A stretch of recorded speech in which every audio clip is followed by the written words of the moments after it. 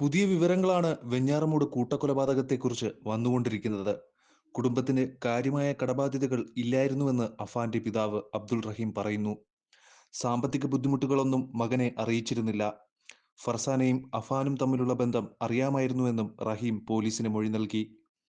കൂട്ടക്കൊലയ്ക്ക് കാരണം സാമ്പത്തിക ബാധ്യതയാണെന്നാണ് പ്രതിയുടെ മൊഴി. 45 ലക്ഷത്തോളം കടമുണ്ടെന്നാണ് അഫാൻ പോലീസിനോട് പറഞ്ഞത്. എന്നാൽ കുടുംബത്തിന് അത്രയേറെ കടബാധ്യത ഇല്ലെന്നാണ് അഫാന്റെ പിതാവ് അബ്ദുൾ റഹീം പറയുന്നത്. തീർക്കാവുന്ന കടമേ കുടുംബത്തിന് ഉണ്ടായിരുന്നുള്ളൂ. ഒരാഴ്ച മുൻപും അഫാനുമായി സംസാരിച്ചിരുന്നു. പിന്നീട് എന്താണ് സംഭവിച്ചതെന്ന് പോലീസ് അന്വേഷിച്ചിട്ട് കണ്ടെത്തട്ടെ എന്നും അബ്ദുൾ റഹീം പറഞ്ഞു. പാങ്ങോട്, വെഞ്ഞാറമൂട് പോലീസ് സ്റ്റേഷനുകളിൽ അബ്ദുൾ റഹീം മൊഴി നൽകി. ബാങ്ക് ലോണും മറ്റ് കടങ്ങളും ഉൾപ്പെടെ 15 ലക്ഷത്തിന്റെ ബാധ്യതയുണ്ട്. ഇക്കാമ പുതുക്കാൻ സാധിക്കാതെ വർഷങ്ങളായി വിദേശത്ത് അകപ്പെട്ടു പോയ അബ്ദുൾ റഹീമിന് ഫർസാനയും അഫാനും തമ്മിലുള്ള ബന്ധവും അറിയാമായിരുന്നു. അഫാൻ പണയം വെച്ച ഫർസാനയുടെ സ്വർണമെടുക്കാൻ അടുത്തിടെ 60,000 രൂപ താൻ അയച്ചെന്നും തനിക്കുണ്ടായ സാമ്പത്തിക ബുദ്ധിമുട്ട് മകനെ അറിയിച്ചിരുന്നില്ലെന്നും റഹീമിന്റെ മൊഴിയിൽ പറയുന്നു. അഫാന്റെ അമ്മ ഷെമീനയും മജിസ്ട്രേറ്റിന് മുന്നിൽ മൊഴി നൽകി. കട്ടിലിൽ നിന്നും വീണ് പരിക്കേറ്റതെന്നാണ് മൊഴി. ഇവർക്ക് ഇത്രയേറെ സാമ്പത്തിക ബാധ്യത ഉണ്ടായത് എങ്ങനെയെന്നും പോലീസ് പരിശോധിക്കുന്നുണ്ട്. എന്നാൽ ഇതിലെ ഞെട്ടിപ്പിക്കുന്ന മറ്റൊരു സംഭവം അഫാൻ രണ്ടുപേരെയും കൂടി കൊല്ലാൻ പദ്ധതിയിട്ടിരുന്നു എന്നാണ്.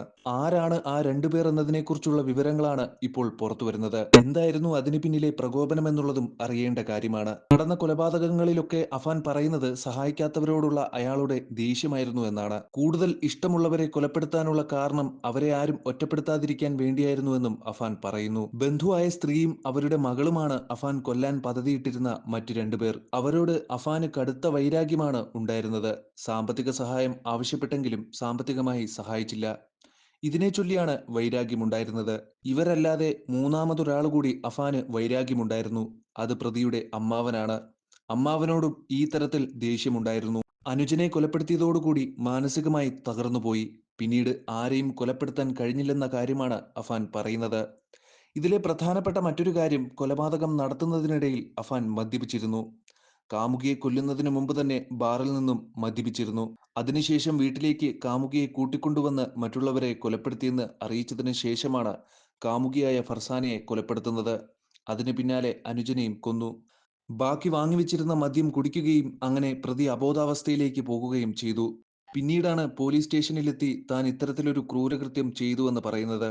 മണിക്കൂറുകൾക്കുള്ളിൽ ഒരു പകൽ ആരംഭിച്ച് വൈകുന്നേരമാകുന്ന സമയത്തിനുള്ളിൽ നടത്തിയതാണ് ഈ 5 കൊലപാതകങ്ങളും. ഇതിനുള്ളിൽ 3 സമയങ്ങളിലായി ഏതാണ്ട് 25 കിലോമീറ്ററിലധികം ദൂരം വരുന്ന 3 പ്രദേശങ്ങളിലായി സഞ്ചരിച്ച് ഈ കൊലപാതകങ്ങൾ നടത്തുന്നു. അതിനുശേഷം പിന്നെയും പട്ടികയിൽ ആൾക്കാർ ഉണ്ടായിരുന്നു എന്നതാണ് മനസ്സിലാക്കുന്നത്. അതായത് കുടുംബത്തിലെ സാമ്പത്തിക ബാധ്യതയും ബന്ധുക്കൾ സഹായിച്ചില്ല എന്ന വൈരാഗ്യം തന്നെയാണ് കൊലയ്ക്ക് പിന്നിലെന്നാണ് ഇതിൽ നിന്ന് കൂട്ടി വായിക്കേണ്ടത്.